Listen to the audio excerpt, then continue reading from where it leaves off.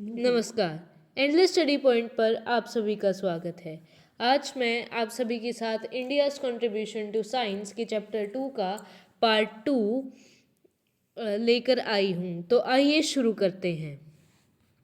Aryabhat I was born in 476 CE, working near what is today's Patna. Ushered in this era with his Aryabhatiya, which dealt consciously but systematically with the developments of mathematics and astronomy. Means जो Aryabhata one है जो कि 476 CE में पैदा हुए थे, उनका जो कार्य क्षेत्र था वो पटना में हुआ और इस एरा की शुरुआत इनकी पुस्तक आर्यभट्टीय के साथ हुई जो एक सिस्टमेटिकली डील करती थी मैथ्स और एस्ट्रोनॉमी के डेवलपमेंट के लिए। Among other thing it discussed units of time and features of celestial spheres. मतलब बाकी चीज़ों के अलावा या फिर बाकी चीज़ों के साथ ये टाइम की यूनिट्स जो सेलेस्टियल स्फीयर्स हैं जैसे अर्थ है और बाकी चांद है, सूरज है, जिन्हें सेलेस्टियल स्फीयर कहा जाता है, उनके फीचर्स के बारे में डील किया है। तो describing the earth as a rotating sphere hanging in the space and produced a table of planets mean positions. मतलब इन्होंने अर्थ को डिस्क्राइब किया है कि एक स्फीयर, एक गोला जो कि स्पेस में, अंतरिक्ष में टंगा हुआ है और इन्होंने एक प्लैनेट्स की एक जो उनकी मीन पोजीशन थी उनकी टेबल भी बनाई। Aryabhata also gave a correct explanation for both lunar and solar eclipse. मतलब जो आर्यभट्ट थे उन्होंने लूनर एक्लिप्स और सोलर एक्लिप्स इन दोनों के बारे में करेक्ट एक्सप्लेनेशन दी कि यहाँ पर ऐसा नहीं होता कि राहु आके सूर्य या चंद्रमा को निगल जाता है, बल्कि ऐसा होता है कि जब ये तीनों एक लाइन में आ जाते हैं तो कई बार या तो चांद सूरज की रोशनी को ब्लॉक कर देता है या फिर जो सूरज है वो इन दोनों के बीच में आ जाता है, सॉरी अर्थ इन दोनों के बीच में आ जाती है, चांद के और सूरज के। And stated that the diameter of earth is 1050 योजना, डिफाइनिंग अ योजन एज 8000 एवरेज ह्यूमन हाइट्स और अबाउट 13.6 किलोमीटर्स। मतलब जो आर्यभट्ट थे उन्होंने क्या किया, उन्होंने अर्थ का डायामीटर बताया था। उन्होंने कहा कि जो अर्थ का डायामीटर है वो 1050 योजन है और एक योजन 13.6 किलोमीटर या फिर 8 एवरेज ह्यूमन की हाइट्स जितना होता है।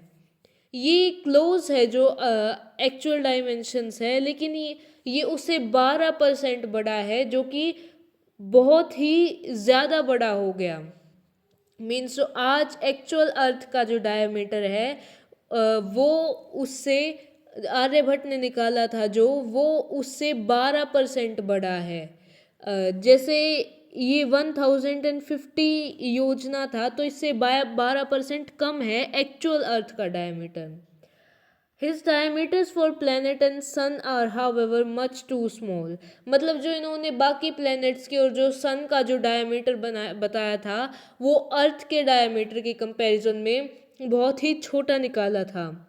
Many brilliant astronomers followed dealing with the issues of coordinate system, time, measurement and division, mean and true position of celestial bodies। मतलब जो कई ब्रिलियंट एस्ट्रोनॉमर्स थे उन्होंने coordinate system, time measurement, division, mean और जो ट्रू पोजीशन है celestial body की, उनकी जो रिलेटेड जो इश्यूज हैं, प्रॉब्लम्स हैं, उनके साथ डील किया। नीचे हमारे पास एक मैप दे रखा है, इसमें हमें बता रखा है कि कौन सा एस्ट्रोनॉमर कहाँ से था। जैसे कि पटना से आर्यभट्ट वन थे और उज्जैन से वरामिहिर थे, वाराणसी से विजयानंद और कमलाकार थे। ब्रह्मदेव कहाँ से थे, एज ई शो नहीं कर रखा यहाँ पर, बट हाँ है। मथुरा से ब्रह्मदेव थे। रोहिणी खंड से कौन थे? श्रीपति थे। और ऐसे ही कई सारे एस्ट्रोनॉमर्स का इसमें भी दे रखा है, इसमें बता रखा है कि बोधायान से लेकर श्रीधर और आर्यभट्ट ये सारे simply can not be placed on a map as a text are silent on their locations. मतलब ये सिंपली प्लेस नहीं किए जा सकते मैप में, क्योंकि जो टेक्स्ट हैं वो साइलेंट है इनकी लोकेशंस के बारे में, मतलब उनकी लोकेशंस नहीं बता सकते। ठीक है, तो इसमें इनके डेट ऑफ बर्थ अप्रॉक्सीमेट बता रखे हैं, मीन्स एग्जैक्ट नहीं है कि अप्रॉक्स ये यहाँ पर काम करते होंगे। मेन इसमें से जो है वो है, एक तो है नीलकंठ, एक है इसमें ज्येष्ठ देवा, एक है आर्यभट्ट, एक है ब्रह्मदेवा, जगन्नाथा, ब्रह्मगुप्ता, वरामीरा, भास्कर और लल्ला।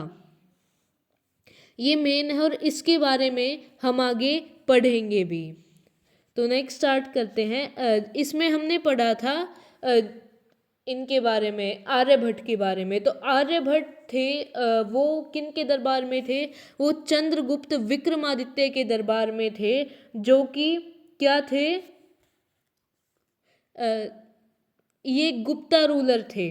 ठीक है, और ये जो आर्यभट्ट हैं वो किसके समकालीन है? वो वराहमिहिर के भी समकालीन हैं। तो इसमें एक बार हम देख लेते हैं।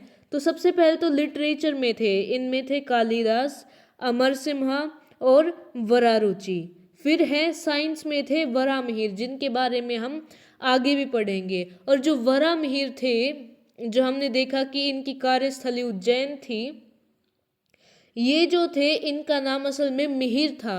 वरा इन्हें उपाधि दी गई थी, किनके द्वारा? चंद्रगुप्त विक्रमादित्य के द्वारा। फिर मेडिसिन में थे इनके पास धन्वंतरी, और स्ट्रेटजी और आर्ट्स साइंस में इनके पास आर्यभट्ट भी थे। ये दोनों आप अंडरलाइन कर लीजिएगा। स्ट्रेटजी आर्ट में कौन थे इनके पास? घटक करपारा, और जो वेताल भट्ट थे ये इनके एडवाइजर भी थे। ठीक है, और ये इनके नवरत्न भी थे। मीन्स जो आर्ट्स होगी, लिटरेचर, साइंस, एस्ट्रोनॉमी, ये सारे इनके मंत्रिमंडल में थे। नेक्स्ट है two positions of celestial body and eclipses. Varahamihira Aryabhatta's contemporary, मतलब कंटेम्प्ररी मीन्स समकालीन। मैंने आपको बताया था कि वराहमिहिर आर्यभट्ट के समकालीन थे। Compose in 505 CE, a collection of 5 astronomical text prevalent during his time. मतलब इन्होंने एक कलेक्शन कंपोज किया, एक कलेक्शन लिखा 5 एस्ट्रोनॉमिकल टेक्स्ट का, जो उस टाइम में प्रिविलेंट था। One of those 5 texts, Surya Siddhanta, was revised later and became a fundamental text of astronomy. मतलब जो इन्होंने बुक्स का कलेक्शन लिखा था 505 CE में, उसमें से एक था सूर्य सिद्धांत। ये दोबारा से रिवाइज हुआ और जो इंडियन एस्ट्रोनॉमी है उसका एक फंडामेंटल टेक्स्ट बन गया। 2 others expounded the principle of Greek astronomy। मतलब 2 जो बचे हुए थे उन्होंने जो ग्रीक एस्ट्रोनॉमी थे उनके प्रिंसिपल एक्सपाउंड किए। Varahamihira extensively discuss the revolution of planets, eclipses and the zodiac, often with the astrological background। मतलब जो वराहमिहिर थे उन्होंने बहुत ज़्यादा एक्सटेंसिवली इसके बारे में डिस्कस किया कि इन टॉपिक्स पे, कि प्लैनेट्स की रिवोल्यूशन के बारे में, एक्लिप्सिस के बारे में, एक्लिप्सिस मतलब ग्रहण के बारे में, जोडिक मतलब राशियों के बारे में, और राशियाँ 12 हैं। ठीक है, नेक्स्ट है भास्कर 1। एज हमने इसमें पढ़ा भी था, भास्कर 1 ये कहाँ से थे? ये सौराष्ट्र से थे। भास्कर 1 सौराष्ट्र से थे। ये 1600 CE में इनका जन्म हुआ था। And the earliest known exponent of Aryabhata, provided a very useful education, elucidation means व्याख्या of आर्यभट्टा's astronomy। मतलब ये आर्यभट्ट के सबसे पहले जिनको हम जानते हैं, इनके पहले एक्सपोनेंट मतलब इनके पहले शिष्य थे। इन्होंने कई सारी यूज़फुल व्याख्या दी किसकी, आर्यभट्ट की एस्ट्रोनॉमी की, और उसके अंदर जो कैलकुलेशन मेथड है वो भी इम्प्रूव किया। Few years later Brahmagupta born in 598 CE who lived near Mount Abu। कहाँ रहते थे Brahmagupta? Mount Abu. mistakenly rejected आर्यभट्टा's view of earth as a rotating sphere। मतलब इन्होंने मना कर दिया कि जो आर्यभट्ट बता रहे हैं कि जो अर्थ है वो रोटेटिंग स्फेयर है, उन्होंने कहा कि ये गलत बता रहे हैं। but contributed much to calculation of the mean and true longitudes of planet।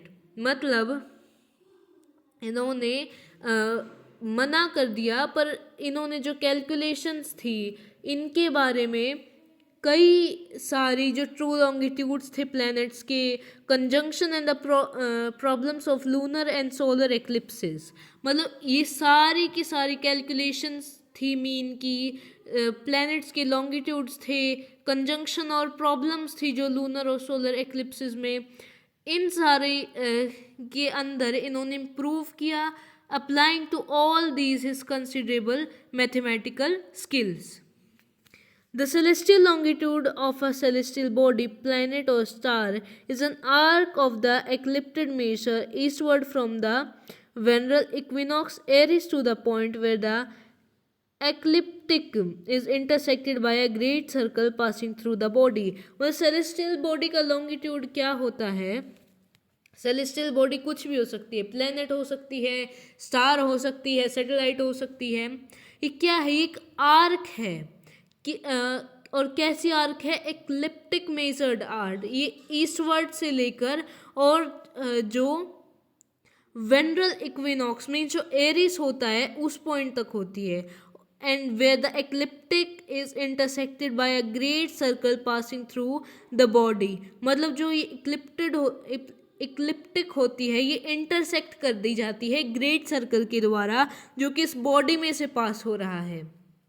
Mean longitude refers to the average value, और जो मीन लॉन्गिट्यूड क्या होता है वो एक एवरेज वैल्यू होती है, the body's average position, while true longitude refers to the actual position at a given time.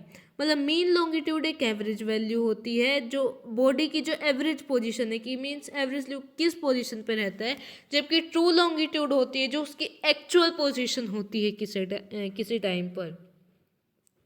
ठीक है, नेक्स्ट है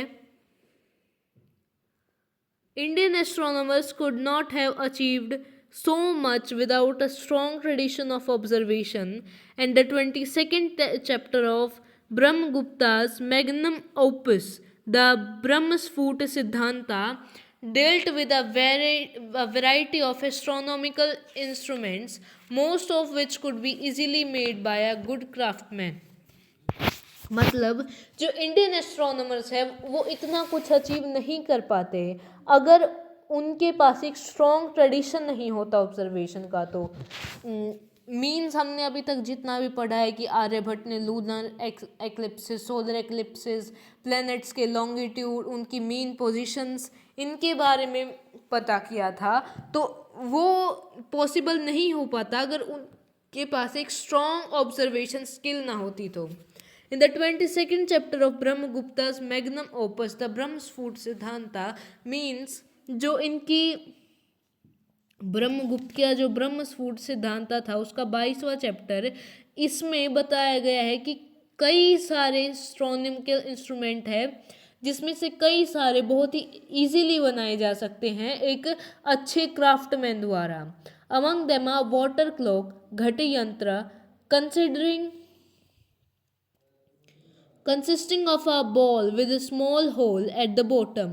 मतलब जो घटी यंत्र होता है, ये क्या होता है? एक बॉल होती है, एक छोटे से होल होता है उसके नीचे, ठीक है, और ये एक पानी से भरे, ये यहाँ पर हम देख सकते हैं कि पानी से भरा हुआ टब है और उसके अंदर एक बॉल है